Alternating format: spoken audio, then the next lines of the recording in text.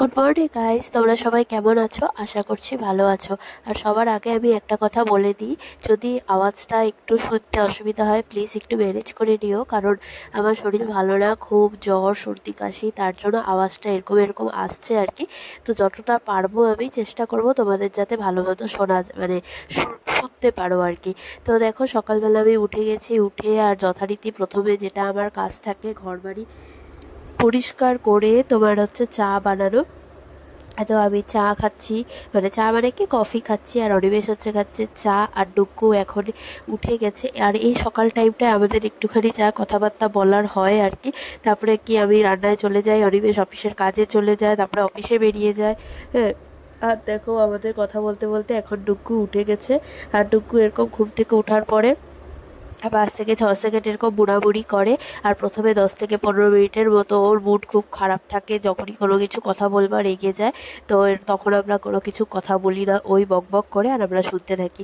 তো চা খাওয়া দাওয়া সকালের পাট মিটিয়ে এখন হচ্ছে চলে আসলাম ঘরে। ঘরে হচ্ছে বিছানা টিছানা পরিষ্কার করব। আর ঘুম থেকে ওঠার পর যখন আমি বিছানাপত্র পরিষ্কার করি তখন ডুকুর আমাকে বারবার আদর করতে আসে।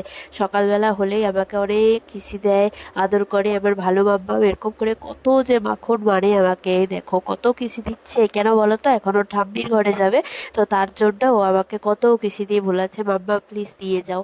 তো দেখো কত আদর, এরকম আদর শুধু কাজটা ফুরিয়ে গেলে আর আমি এরকম আদর পাই না। তো এই চায়ের কাপটা হাতে নিয়ে আমি ওকেও আদর করে নিচ্ছি ফাঁক তালে যতটা আর কি করা যায়। তো ঠাম্মির ঘর থেকে ঘোরা হয়ে গেছে, পিসিমণি নেই যেহেতু পিসিমণির আজকে হচ্ছে পরীক্ষা। আর দেখো গামলা দিয়ে বসেছি, গামলা উল্টে যাচ্ছে ও। আগে এরকম গামলা দিয়ে উল্টে পড়ে গেলে খুব কাঁদতো, আর এখন তো বড় হয়েছে, ব্যালেন্স করতে শিখে গেছে, তার জন্য এখন মানে কাঁদে না। আর দেখো গামলা নিয়ে কত সুন্দর করে গান করছে আমাদের ডুকু।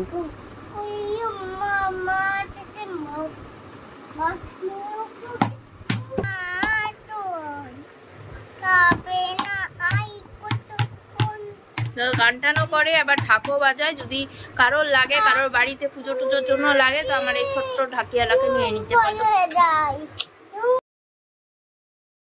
তো ঘর একদম পুরো পরিষ্কার করে ডুকুকে স্নান করিয়ে ওকে কার্টুন দেখতে বসালাম, আর সামনে কয়েকটা বই খাতা দিয়ে দিয়েছি, কারণ আমি কোনো সময় ওকে জোর করি না বই পড়ানোর জন্য, পড়তে বসার জন্য।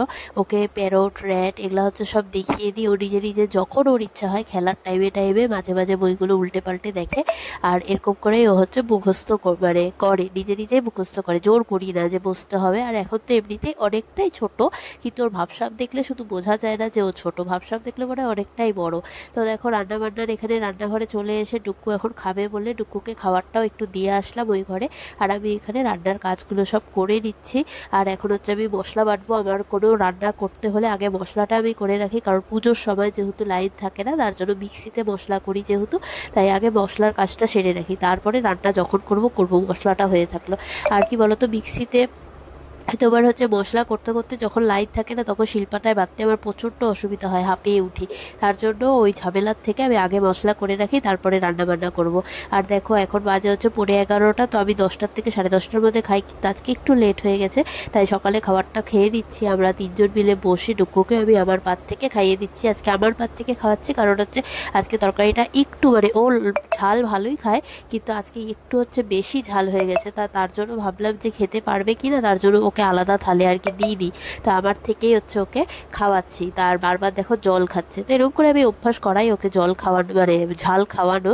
ওরকম আমি মানে করি না যে আলাদা ডাল আর লঙ্কা ছাড়া ডাল ওর জন্য, লঙ্কা ছাড়া তরকারি সবজি ওর জন্য কোনো দিনই করি না, আর আমার নিজস্বও পছন্দ না এইসব।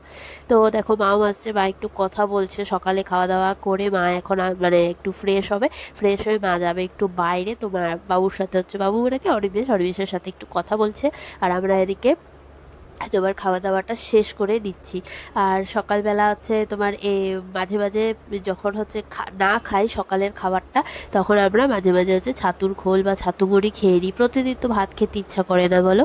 আর আজকে যেহেতু অনিমেষের হচ্ছে ডিউটি নেই, ছুটি, তো তার জন্য ভাতটা খেয়েই নিলাম, কারণ রান্না হতে এখনও আমার অনেক দেরি লাগবে। তো একটু কাপড় টাপড়ও ভিজিয়েছি, আর ওয়েদার দেখছি চারিদিকে বৃষ্টি হচ্ছে, তো ভাবলাম যে কাপড়গুলো আগে কেচেই নিই, শুকানোরও ব্যাপার আছে। আর এত কড়া রোদ, এখন কাচলে শুকিয়েও যাবে, আর কোন সময় হঠাৎ করে বৃষ্টি নেমে যায় ওটা আবার ঝামেলা হবে, তার জন্য আগে ঝটপট করে কাপড়গুলো কেচে তারপরে রান্না করব। তার জন্য সকালে আগে পেট ভরে খেয়ে নেব, তারপরে ওইদিকে কাজে নামবো। আর আজকে রাতে আমার ননদের হচ্ছে শ্বশুর বাড়িতে নেমন্তন্ন আছে। তো কি বলতো, যেহেতু বৌদি, তার মধ্যে আবার ছোট বৌদি, তো শাড়ি না পরলে হয় না, সব বৌদি দাদারাই যাবে।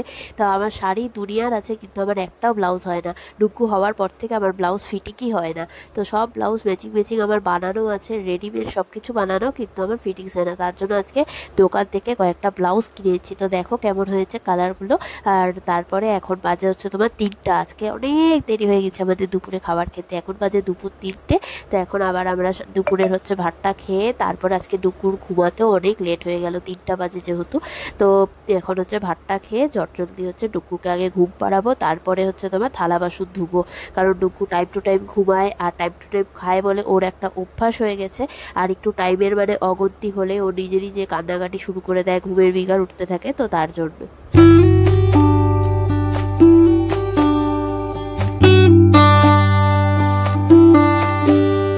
তো এখন টুকুকে ঘুম পাড়িয়ে তারপরে নিজের কাজকর্ম সেরে তারপরে হচ্ছে একটু আমিও রেস্ট করব। আর বিকেলে আছে আমার ননদের শ্বশুরবাড়িতে একটা অনুষ্ঠান, সেখানেও যাব। তো আমি খুব সুন্দর আজকে সাজবো ভেবেছি।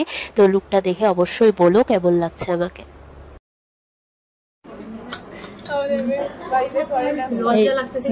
তার জন্যই তো করতেছি। এটা একটা লেমিনেশন করে রাখো না রে? হ্যাঁ, এটাই লেমিনেশন করে রাখো, সেই লাগতেছে।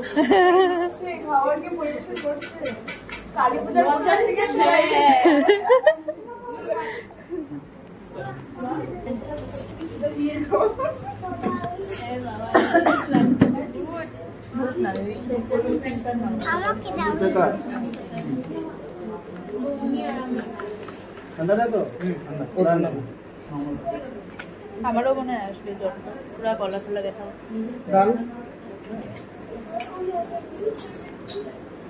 তুমি হাত দেবে না, আমি খাইয়ে দেবো।